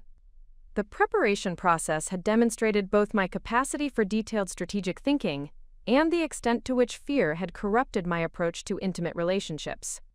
The skills I employed to construct elaborate deception were the same abilities that had created professional success through honest problem-solving and authentic client relationships. Standing on the threshold of implementing the deception, I recognized that the extensive preparation had created momentum that made retreat feel more difficult than proceeding with the original plan. Despite growing awareness that the entire strategy contradicted my fundamental values and relationship goals. The implementation of my elaborate deception began at precisely 10:30 on Saturday morning, as I navigated the vintage Mercedes-Benz through the tree-lined streets of Marcus's childhood neighborhood in South Seattle. The physical act of driving toward the Thompson family home in a borrowed luxury vehicle while wearing carefully selected clothing designed to suggest inherited privilege marked the point where months of anxious planning transformed into active dishonesty. The neighborhood surrounding the Thompson residence reflected the values and economic circumstances that Marcus had described with such obvious affection throughout our relationship. Modest single-family homes built during the post-war boom were maintained with evident care and pride. Front yards displayed seasonal decorations and well-tended gardens that demonstrated investment of time and attention rather than professional landscaping services. Children played on sidewalks and in driveways, under the casual supervision of parents who knew each other well enough to maintain ongoing conversations across property lines. The community atmosphere suggested the kind of stable, interconnected social environment that provided both support and accountability for families raising children and building lives together. Marcus had provided detailed directions to his parents' home, but the vintage vehicle's navigation system proved less reliable than the modern technology I typically employed. The resulting need to rely on printed directions and street signs created my first moment of performance anxiety, as I realized that wealthy individuals would likely possess more sophisticated transportation technology than I was currently using.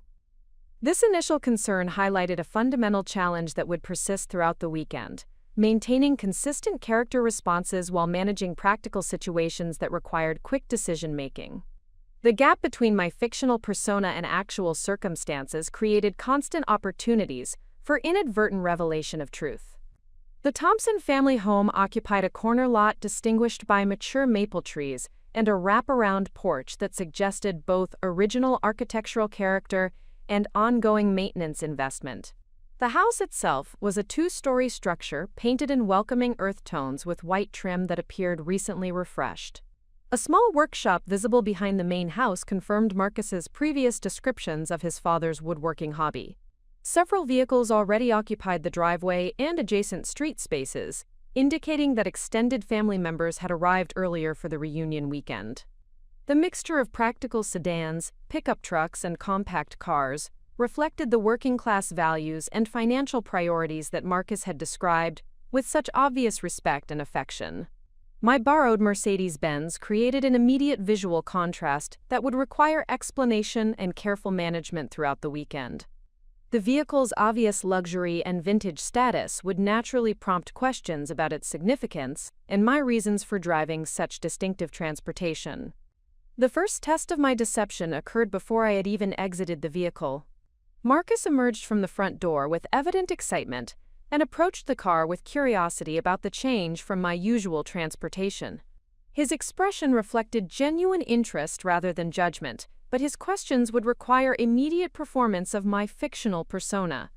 "This is gorgeous," Marcus said as I stepped out of the driver's seat, his appreciation for the vehicle's classic lines and obvious quality clearly genuine.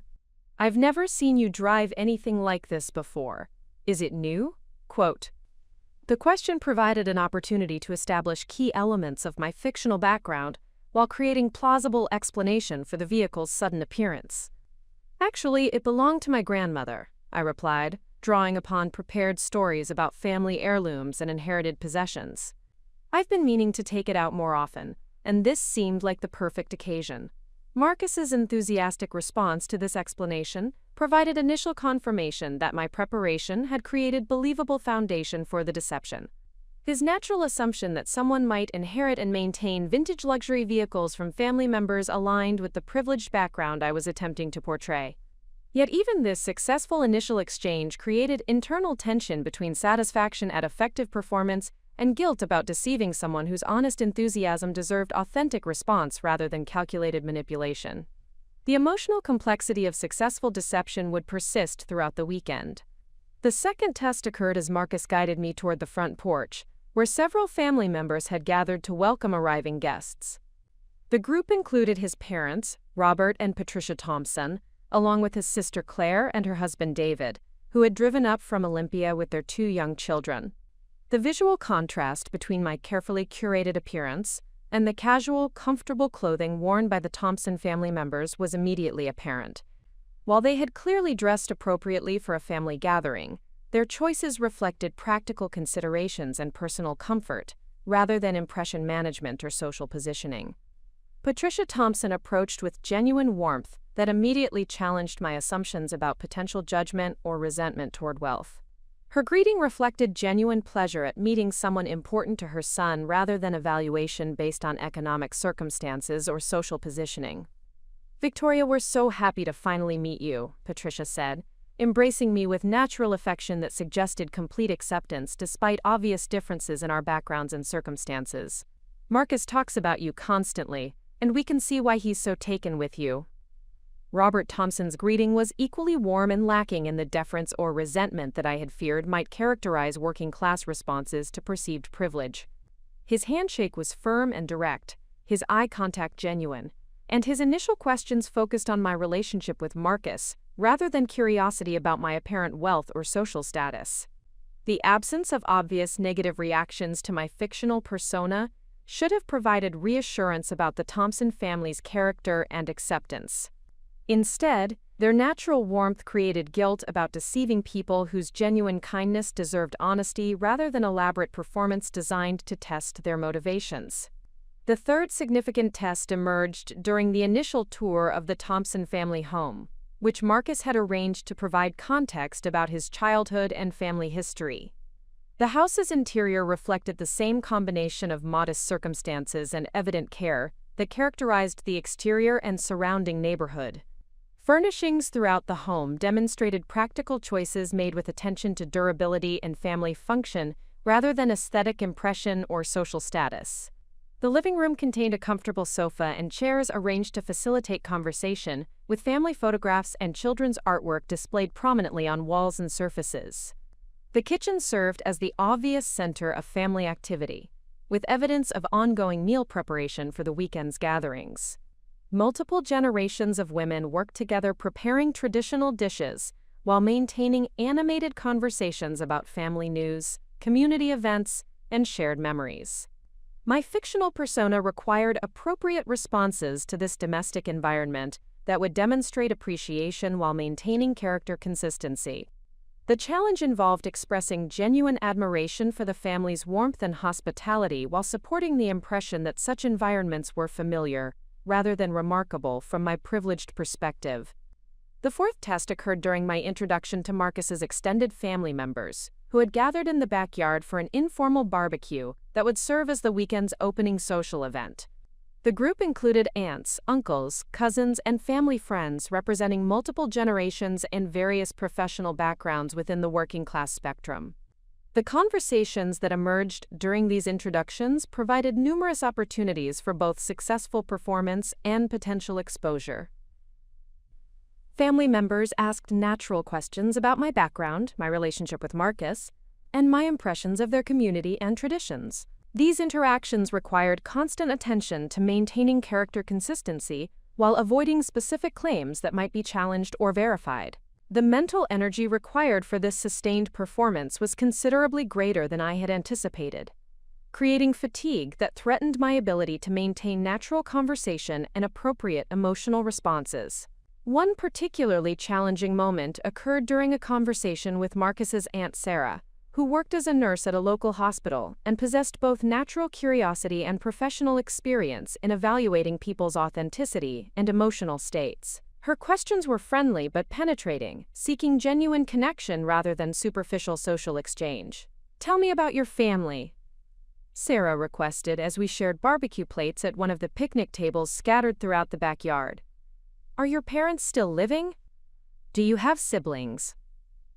What kind of work do they do?" The questions required immediate access to fictional family history that I had prepared but never practiced under social pressure. My responses needed to sound natural and emotionally authentic while containing sufficient detail to satisfy genuine curiosity without creating opportunities for contradiction or verification. "My parents live in Connecticut now," I replied, drawing upon prepared stories about fictional family circumstances. "Dad manages investments for the family business, and Mom is very involved in charitable organizations and cultural institutions. I have one brother who's working in international business."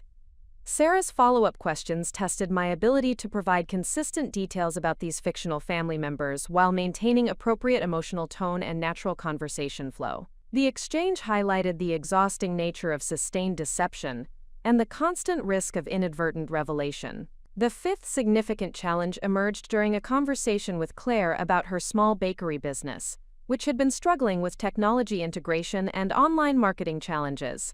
Her genuine interest in seeking advice about digital solutions created an opportunity for authentic connection based on my actual expertise and professional experience. However, providing genuinely helpful business consulting advice while maintaining my fictional persona required careful balancing of authentic knowledge with character consistency. I needed to demonstrate understanding of small business challenges while avoiding references to my own company or specific client experiences that might contradict my privileged background. The conversation also highlighted the fundamental dishonesty of my approach toward people whose genuine interest in building relationships deserved authentic response rather than calculated performance. Claire's obvious respect for my apparent knowledge created guilt about using her trust to support elaborate deception. The sixth challenge occurred during a conversation with Robert Thompson about environmental conservation, which had begun with his genuine interest in Marcus's professional work and expanded to include questions about my own environmental concerns and activities. Robert's knowledge of environmental issues was both extensive and practically grounded in his experience maintaining public spaces and observing ecological changes over decades of outdoor work. His questions required responses that demonstrated genuine understanding while supporting my fictional background of privileged environmental philanthropy.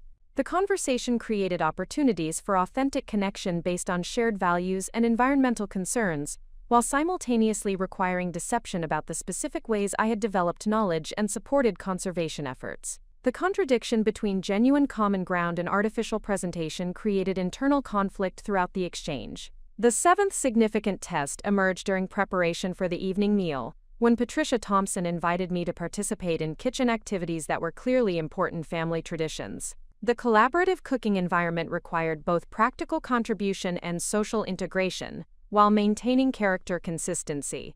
My actual cooking skills were limited due to years of relying on restaurants and prepared foods during the intensive period of building my business. However, my fictional persona would presumably possess cooking knowledge gained through traditional family education and cultural exposure to sophisticated cuisine. The gap between my actual capabilities and fictional background created awkward moments when family members assumed familiarity with techniques and ingredients that I had never encountered. These situations required quick adaptation while maintaining natural conversation and avoiding obvious revelation of inexperience. The eighth challenge occurred during evening storytelling traditions, when multiple generations shared family history, childhood memories, and community experiences that created intimate bonding opportunities. The stories revealed the depth of connection and mutual support that characterized the Thompson family's relationships across decades of shared experiences.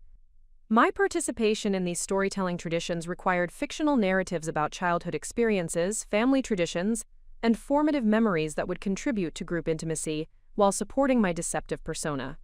The emotional authenticity required for genuine participation conflicted with the artificial nature of my contributions. The contrast between the Thompson family's genuine vulnerability in sharing personal stories and my calculated fiction, created the most significant emotional challenge of the entire weekend. Their obvious trust in including me in intimate family traditions deserved authentic reciprocation rather than strategic deception designed to evaluate their character. As the first day of the reunion weekend concluded, the mixed results of my deception attempts revealed both the practical complexity of sustained dishonesty and the emotional cost of maintaining artificial personas with people whose genuine warmth invited authentic connection. The successful aspects of my performance had created believable foundation for continued deception, while generating positive responses from Thompson family members that confirmed their character and values. Yet these same positive responses created guilt and internal conflict about maintaining dishonesty with people whose genuine kindness deserved better treatment. The practical challenges of character consistency, energy management, and story coordination highlighted the fundamental instability of elaborate deception strategies, while demonstrating that sustainable relationships required authenticity rather than performance management. Standing at the threshold of the reunion weekend's second day, I faced choices between deepening the deception through continued performance or finding ways to transition toward honesty without completely destroying the relationships I had hoped to build through my misguided testing strategy. The second day of the Thompson family reunion presented complications that extended far beyond the practical challenges of maintaining consistent fictional narratives. As I awakened in the guest bedroom of Marcus's childhood home, surrounded by family photographs and personal mementos that spoke of authentic relationships built over decades, the psychological weight of sustained deception had begun to manifest in ways that threatened both my performance capabilities and my fundamental sense of self. The morning routine in a household preparing for extended family gatherings provided my first indication that the deception strategy had created internal conflicts more complex than I had anticipated. Patricia Thompson had invited me to share the family breakfast preparation, a tradition that clearly held significance as both practical necessity and bonding opportunity for the women across multiple generations. The kitchen environment required intimate collaboration, while maintaining artificial persona elements that felt increasingly disconnected from the genuine warmth and inclusion I was experiencing. Patricia's natural assumption that I would possess traditional domestic skills from privileged upbringing created immediate performance pressure, as my actual capabilities reflected years of business-focused lifestyle rather than comprehensive family education. "Would you mind helping with the biscuit preparation?" Patricia asked as she organized ingredients for the elaborate breakfast that would serve 15 family members. "I remember Marcus mentioning that you enjoy cooking, and I thought you might appreciate learning our family recipe." The request revealed Marcus's previous conversations about me with his family, conversations where he had apparently shared positive impressions based on limited information about my interests and capabilities. His obvious pride in presenting me to his family deserved authentic response rather than calculated performance, designed to evaluate their reactions to perceived wealth differences. My fictional persona required familiarity with sophisticated cooking techniques and traditional recipes that someone from generational wealth would have learned through family education and cultural exposure. However, my actual experience with biscuit preparation was limited to occasional observations rather than hands-on practice, creating immediate tension between expected capability and actual skill. The gap between fictional competence and real limitations became apparent as I attempted to demonstrate techniques that I had researched but never practiced. Patricia's gentle corrections and helpful suggestions reflected her natural teaching instincts rather than judgment about my apparent inexperience. Yet each intervention highlighted the artificial nature of my participation in family traditions. More troubling was the recognition that Patricia's willingness to share cherished family recipes represented genuine trust and inclusion that I was meeting with elaborate dishonesty. Her open sharing of cooking techniques, ingredient preferences, and family history associated with traditional foods deserved authentic appreciation rather than strategic evaluation disguised as participation. The second significant challenge emerged during morning conversations with Claire about her bakery business expansion plans. Her genuine enthusiasm about growth opportunities and her obvious respect for my apparent business knowledge created scenarios where providing authentic assistance conflicted with maintaining fictional background consistency. Claire's questions about marketing strategies, technology integration, and financial planning reflected real needs for practical guidance that I was professionally qualified to address. However, offering genuinely helpful advice would require references to specific experience and industry knowledge that contradicted the privileged persona I was maintaining. "I've been struggling with online ordering systems," Claire explained as we worked together preparing fruit salad for the breakfast gathering. "The technology companies I've contacted either don't understand small business needs, or their solutions cost more than I can afford right now." Her frustration reflected challenges I had addressed countless times through stellar digital solutions, problems where I possessed both technical expertise and practical understanding of cost-effective implementation strategies. The disconnect between my capability to provide valuable assistance and the limitations imposed by fictional persona created internal tension throughout our conversation. The moral complexity of withholding genuinely helpful information while maintaining deceptive character consistency highlighted fundamental problems with my approach to relationship building.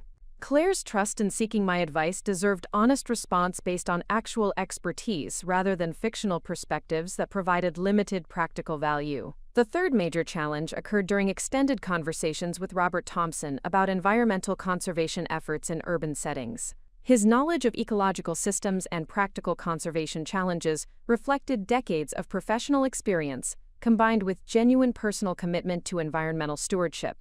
Robert's questions about conservation philanthropy and environmental organization involvement required responses that demonstrated sophisticated understanding while supporting my fictional background of inherited wealth dedicated to charitable causes.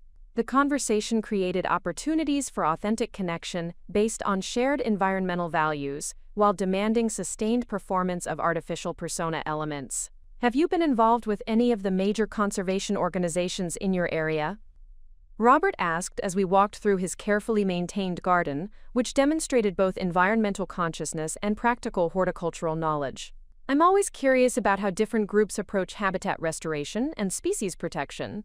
The question required immediate access to fictional involvement with environmental organizations, while avoiding specific claims that might be verified or contradicted through casual investigation.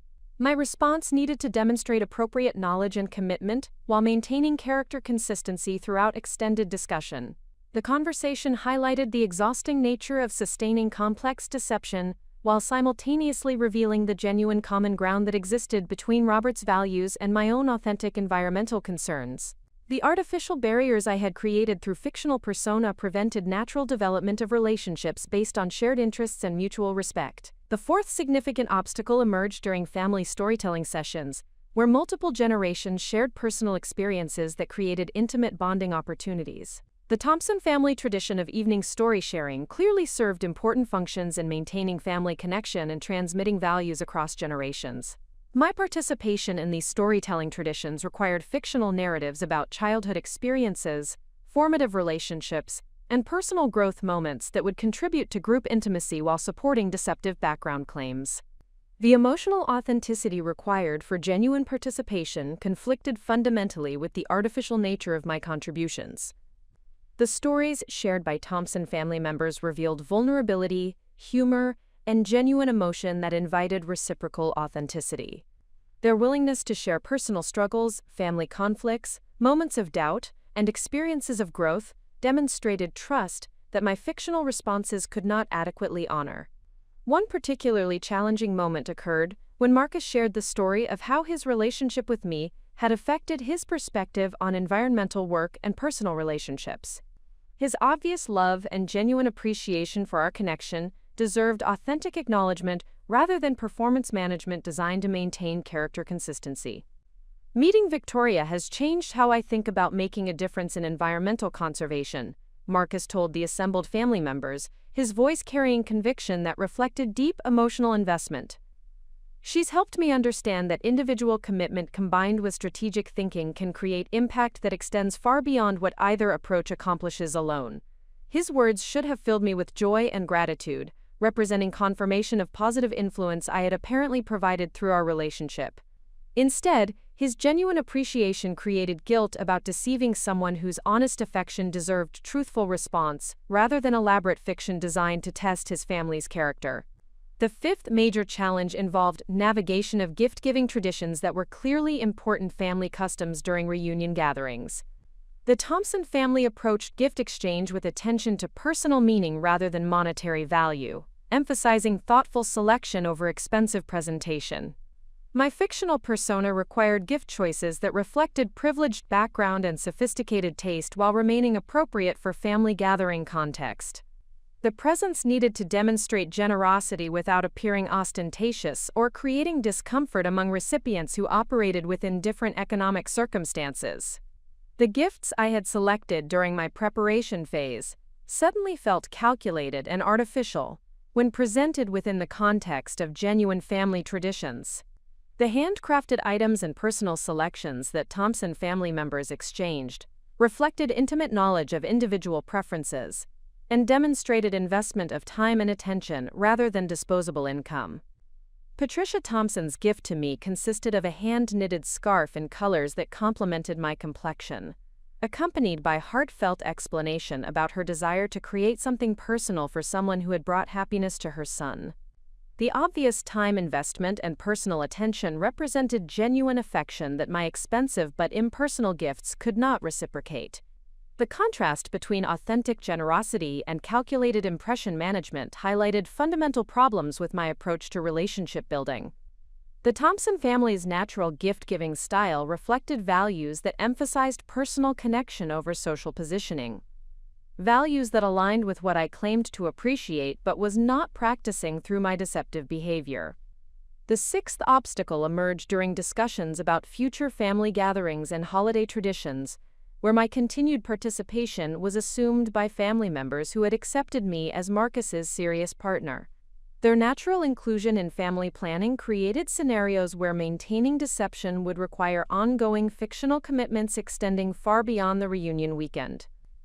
The complexity of sustaining elaborate persona across multiple future interactions became apparent as family members made casual references to upcoming celebrations, traditional activities, and shared experiences they anticipated including me in based on my apparent integration into family relationships. These assumptions about continued involvement created pressure to either abandon the deception through honest revelation or commit to sustaining fictional persona throughout extended relationship development. Neither option felt sustainable given the psychological energy required for character maintenance, and the growing guilt about deceiving people whose genuine warmth deserved authentic response. The seventh major challenge involved management of private moments with Marcus, where maintaining character consistency conflicted with natural intimacy and emotional connection. The sustained performance pressure created barriers to authentic communication that threatened the relationship foundation I was supposedly trying to protect through deception. Marcus's obvious happiness about family acceptance and his gratitude for my positive interactions with relatives he clearly loved created scenarios where honest emotional response conflicted with character maintenance requirements. His genuine appreciation for my apparent integration into family traditions deserved authentic acknowledgement rather than calculated performance. The artificial barriers created by fictional persona prevented natural relationship development during moments that should have strengthened emotional connection and mutual understanding. The deception strategy had created exactly the kind of relationship complications I had hoped to avoid through careful evaluation of family reactions to perceived economic differences. The eighth significant obstacle involved physical manifestations of psychological stress that threatened my ability to maintain natural conversation and appropriate social responses. The sustained mental energy required for character consistency had begun to produce fatigue, anxiety, and concentration difficulties that made performance maintenance increasingly challenging. Sleep disruption, appetite changes, and tension headaches reflected the physiological cost of sustained deception, while highlighting the artificial nature of strategies designed to protect emotional well-being through elaborate dishonesty. The stress symptoms contradicted my assumptions about deception, providing psychological protection from potential relationship complications. The physical evidence of internal conflict created additional performance challenges as I attempted to maintain natural energy and appropriate social engagement, while managing symptoms that reflected fundamental psychological resistance to sustained dishonesty. The mind-body connection provided clear feedback about the wisdom of choosing authentic vulnerability over protective deception. As the second day of the reunion weekend progressed, the accumulating challenges had created internal crisis that threatened both immediate performance sustainability and long-term relationship viability. The deeper obstacles extended beyond practical concerns about character consistency to fundamental questions about identity, values, and the courage required for authentic, intimate relationships. The Thompson family's consistent warmth and genuine acceptance had provided clear evidence about their character, while simultaneously creating guilt about testing people whose kindness deserved trust rather than evaluation through artificial scenarios. The success of my deception in generating positive responses had created psychological burden rather than reassurance about relationship compatibility. Standing at the intersection between continued performance and honest revelation, I faced choices that would determine not only the future of my relationship with Marcus and his family, but also my understanding of what authentic love requires in terms of vulnerability, trust, and courage to be known as I actually am, rather than as I think others want me to be. Up next, you've got 2 more standout stories right on your screen. If this one hit the mark, you won't want to pass these up. Just click and check them out. And don't forget to subscribe and turn on the notification bell so you don't miss any upload from us.